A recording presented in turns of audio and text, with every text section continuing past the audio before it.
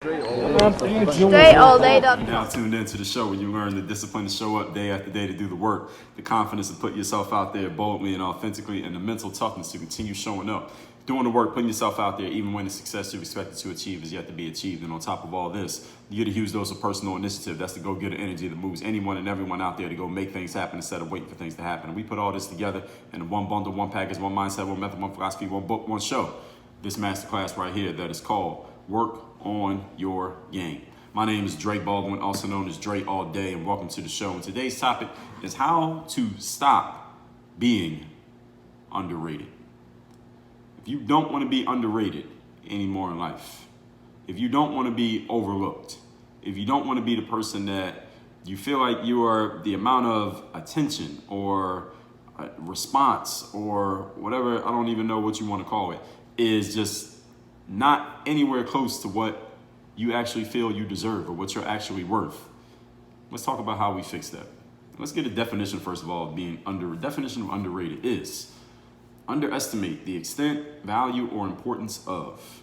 If you feel like your extent, value, or importance is being underestimated, you want to fix that. You feel like you haven't been yet seen enough or your value is not being properly appreciated, we can handle that issue today. Are you interested in that conversation? Good, let's listen up. Point number one, the topic once again is how to stop being underrated. First thing you gotta learn how to do, or start doing, or remember to do, or get somebody who can do. Toot your own horn. Yes, toot your own horn. What does that mean? It means sing your own praises. Make sure people know how good you are. Promote yourself, market yourself. Let people know how good you actually are from your personal opinion of yourself. As Hall of Fame football player Terrell Owens once said during his career, he said, "I love me some me." You got to start loving you some you. Sometimes, ladies and gentlemen, let's be clear. Sometimes it makes sense to be the quietest person in the room and allow the attention to find you. You don't want to look thirsty for attention. All right? You don't want to look like you're trying too hard to get attention. You don't want to look like you're trying to make everybody notice you and you're just, so full of yourself that when you try too hard, it's almost like you repel people. You try too hard to get something, it kind of doesn't work. It's like eating too much candy. Like candy is good, but if you eat too much of it, then it starts to not feel good, right? I just talked about this in masterclass number 1511, the art of drawing attention. There's an art to drawing attention to yourself, and you have to know how to do enough to get people to notice you, but not do so much that it looks like you're trying to get them to notice you. Even though you are trying, you got to look like you're not trying. There's an art to it, okay? And if you didn't know how to do that, then again, that's masterclass number 1511. So it makes sense sometimes to be a quiet person in the room and allow attention to find you. Again, that is a skill that can be developed. But there are other times in life, and this is also a skill, but you got to make some noise. There's times you need to be the loudest person in the room. There's times you need to shout people down. Remember that your rating, quote unquote, in life, how people see you, whatever level you are considered to be at by whomever is looking at you, is more about perception than it is about mere facts. It's more about how people choose to view you than it is about actual evidence of why they view you that way. If you want to be rated higher, because right now you're underrated, right? So if you want to be more highly rated, or you feel like you want to be properly rated, because right now you're being underrated based on your skill, you need people to have a certain perception of you and a certain perception of your game. And how does that perception, how do you actually create that perception? How do you create the perception of yourself? It starts with you. You are the one who creates your own perception. How you see you determines how the world sees you. Shall I repeat? Yes, I will. How you see you determines how the world sees you. I'm gonna make sure I write that down because this is a really good one, right? I just talked about, or not just talked about, but in the past, I talked about self-perception. Masterclass number 181. Is self-perception slowing you down? That's masterclass again, number 181. And the value of perception, how to control public opinion. We just talked about this in masterclass number 1601, just a couple of weeks ago. The value and power of perception and how to control public opinion. And there is another masterclass here, branding. It starts with what you say about you. Your brand and your perception they pretty much go hand in hand. How people perceive you is pretty much your brand. Now, your brand is not just your logo or not even, doesn't even have to be your logo or your company name. You don't even have to have a logo or a company name. Your brand is just how people see you, what people think about you. What is the general consensus opinion of you? That is your brand. And that starts with what you are saying about yourself. So tooting your own horn is you talking about yourself. You never tooted your horn. If you got your horn collecting dust in a closet somewhere, if you don't even own a horn, no wonder you're underrated, because nobody may be paying attention to you yet. You're being a quiet person in the room, but you're not practicing the art the right way. Listen, being the quietest person in the room, ladies and gentlemen, is a strategy. It is not something that you just do forever. Just be quiet just to be quiet. No, you're quiet when you know how to work the art of getting people to notice you just by not saying anything. There is an art to that, and there are some people who can do it naturally. There's some people who can learn to do it, and there's some people who are terrible at it. Therefore, you should stop doing it because it doesn't work for you. You might need to be the person making noise. And there are times in life to be quiet. There are times to make noise, and you have to learn the art of when to do each. Again, masterclass number 1511, I made it clear exactly how that works if you don't know. Remember, your rating is all about your perception. Your rating is not about actual facts. Does everybody understand what I just said? Your rating is not about actual facts. It is usually not even about any real evidence about you. Maybe there will be some evidence that is picked and chosen, but it's really just about how people choose to see you. While in life, since we know the perception starts with you, you could sit and wait for other people to start recognizing you, and maybe eventually they will. The problem is you can't control when or if they ever get around to it. They might be so focused on perceiving and noticing and rating everyone else who's making noise or who have mastered this art of being quiet, which you have not yet mastered. Therefore, they're just doing it better than you. You may never get recognized. And therefore, all of your gain goes with you to the most valuable place in the world. You know where that is? Graveyard. The most valuable real estate on earth is a graveyard, because all the value and a whole bunch of people who never got that value out of them gets buried with them. Talked about this in masterclass number 468, the graveyard, the most valuable real estate on earth. So you can sit and wait and hope people eventually notice you, but you don't control the time on that. And time is your most valuable resource. As we talked about in masterclass number 609, the 5 forms of investment. Time is the most valuable resource you have, because you can't get any back once it's gone. And when you run out of time, it's over for you. You won't hear another one of these masterclasses, at least as far as I know. So take matters into your own hands here. This is point number 1. Utilize your personal initiative and start tuning your own horn. Make sure people know how good you are, what you're about, and what you're bringing to the table. If they don't know, it is your job to let them know. If they don't know about your product, it's your job to tell them about the product. If they don't know how good your service is, it is your job to let them know. If they have not noticed how great you actually are and therefore they are underrating you, it is your responsibility to get that rating changed. It is not their job to notice you. It is your job to get them to notice you, because remember, nobody's thinking about you as much as you are thinking about you. So if you are not tooting your own horn, who the hell else is going to toot your horn? Point number 2. Today's topic is how to stop being underrated, or how to fix the fact that you are being underrated. Point number 2, find a stage. You need to get seen, heard, and known. What do I mean when I say a stage? The quickest way to change your rating in life without changing your skill, without working on your game, without improving in any way, shape, or form. You got the exact same skill set you had 3 months ago, but your rating has gone up dramatically. You know how you do that? Let me tell you how to do it. Do the same thing that you've been doing. Just do it for a larger audience than who you've been doing it for before. Do the same thing you were already doing. Just do it for a different audience and a larger audience and a more prominent audience, and an audience that contains people who have the power to change your perception. Just because they have an opinion of you now, whereas before they didn't even know you existed. Find a stage. For example, this show that you're listening to right now, there are people who listen to this. You found me however you found me. I'm 99% sure you found me organically, because I don't do a whole lot of online advertising. But if someone said, Dre, we are going to gift you $1 million monthly advertising budget, is all on us, I would take that $1 million advertising and I would use it to promote everything that I put out. I would all of a sudden have a much larger audience of people seeing, hearing, and reading my stuff. And either one of 2 things is going to happen. Either I'm going to get exposed for being really bad, because now a whole lot of people are going to know how bad I am, or I'm going to get exposed for being really good, because a whole lot of people are going to know how good I am. I don't think I'm neutral. I think I'm either really bad or I'm really good. So if I get a whole lot more people, if I just multiply my audience by 1,000, my name's either going to blow up for being good, or it's going to blow up for being terrible, one or the other. but it's because because the stage changed. I talked about confidence for years. I started talking about confidence probably the earliest I did anything about confidence, maybe 2008, when I was talking on a YouTube video, just talking about trying out for a basketball team, and my weekly motivation videos, as some of you remember, those were the actual seeds for this very show that you're listening to right now, at least when it first started. And I wrote a book on confidence called The Super You. I did a chapter on confidence in my book, Work on Your Game. And it was when I did a TED Talk on confidence, actually 2 TED Talks on confidence, that people who otherwise were not looking up basketball drills on YouTube, or otherwise would not have found me in the large, vast ocean of internet content, they came to find me because they paid attention to TED Talks. And because I was on that TED Talks stage in that red circle, they found me.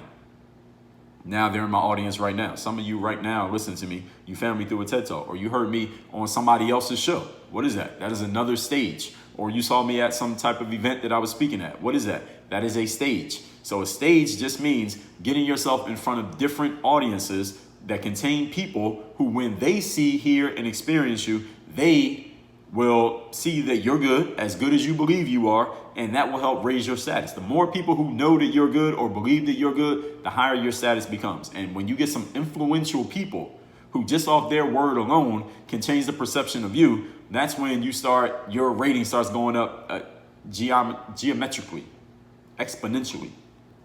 Just finding a different stage. The quickest way to change your rating in life without changing a skill is the same thing for a different audience or a larger audience or just a more valuable audience based on whatever you're trying to get to. I'll give you another example.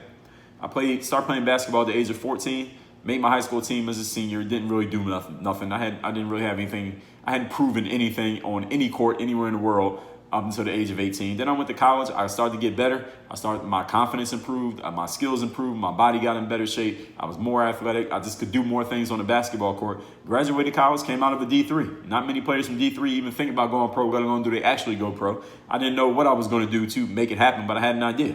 I go to this event called an exposure camp. It was a place where players go to get seen, heard, and known in the basketball world. Now, at this exposure camp that I went to, it's not like this was some 10,000 seat arena. It was like a high school gym with some bleachers on the sidelines. But because of who I was playing against, other pro hopefuls and already pro players, and because of who was running the event, an organization that specialized in exposing basketball players to the pro basketball world, and because of what I got from it, an official scouting report from a reputable pro basketball exposure event, and I got a scouting report written by actual pro scouts and game footage of me playing against pro players. Now, what did I have? Now that footage put me on a completely different stage. So now when I took that footage and showed it to some basketball agents, all of a sudden I had a whole different level of credibility. Now I want to tell you, at the exposure camp that I went to, in the actual audience, in the gym where I was playing, the 4 games that I played over the course of 2 days, it wasn't more than 25 people in the stands. It was not like it was just regular people just coming in to watch it. These were scouts, agents, managers, maybe a few family members and hangers-on, things like that. It's not like there were that many more people. It's just that these were people who had more influence than just random individuals on my college campus.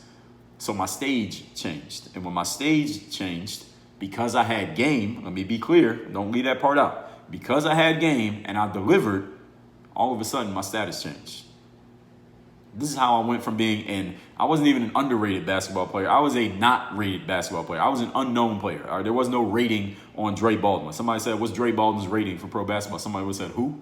Nobody knew who I was. But when I went to an exposure camp, now I had a rating because I had proven myself in front of an audience that mattered. Key phrase, audience that mattered. Not just anybody, okay? Just because a whole bunch of people saw your post or liked your video doesn't really mean anything. Did anybody who liked your video matter? All right, anybody who's following you matter? All right, can anybody who is retweeting you, can they actually buy the product that you're selling? Because if they can't, then it doesn't really matter. If your bottom line is selling products, it doesn't. Now, if your bottom line is getting likes, then I guess it does. But if the whole goal, first of all, you got to know what your goal is. What is the outcome that I want? All right, now who are the people who can help me achieve this outcome? Usually the answer ain't everybody. Everybody understand what I'm saying here? Again, when I left my D3 school, after going to that exposure camp, showed my game there, the value changed. The only thing that changed was the stage. My game had not changed. My skill set had not changed. I probably got a little bit better since college graduation, but it wasn't the skill set that took me from nobody to somebody. It was the stage that I performed on.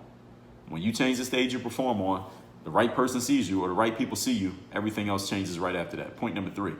Topic here today is how to stop being over or underrated. Maybe make yourself overrated. Point number 3, ask for more than what you've been receiving to this point. Yes, you heard me correctly. Ask for more than what you've been receiving. Understanding the act of asking for something, ladies and gentlemen, puts you on an even plane with what or to whom you are making the ask. What you're asking for or who you're asking of. The fact that you're asking is an unconscious belief that you deserve it. Even if you are denied your request, the ask in itself raises your level.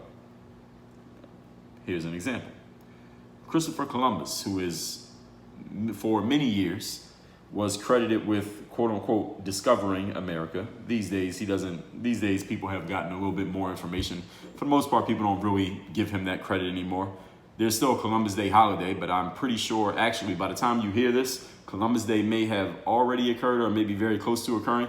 There's gonna be a lot of noise about the Columbus Day holiday in 2020. So whether it already happened or is about to happen at the time that you're listening to this, mark my words that I'm saying. I'm recording this before Columbus Day of 2020. There will be noise about Columbus Day this year, about ending it or maybe replacing Columbus Day with some kind of woke holiday. But anyway, Christopher Columbus, this story still is relevant whether we continue to celebrate him with a holiday or not. There are plenty of cities named after the guy, Columbus. When he wanted to sail from Spain to the USA, or actually wasn't even trying to get to the USA because there was no USA, he was trying to get to India, which is why he called the Native Americans Indians, and people still call them Indians to this very day. I don't know why, but anyway, when he wanted to sail, he needed some money. Sailing requires some money. He needed some ships, he needed men. Of course, he had to feed and clothe these men, and then he had to, I guess boats need fuel. I don't even know how boats work, but whatever he needed to do, he needed some money, right? So he went to the Queen of Spain, Queen Isabella, the highest person in Spain. And Christopher Columbus asked her for all these things, all this money, all these ships. He wanted to be named Grand Admiral of the Ocean. He wanted all these things for himself. He wanted any lands that he discovered, any money from those lands. He wanted 10% to go to him and his heirs in perpetuity. He asked all of this to Queen Isabella. Now, the first time that he went to her and made this ask of her, Spain was at war, had some other things going on in other countries. Queen Isabella did not have the funds to give him what he wanted. She denied his ask.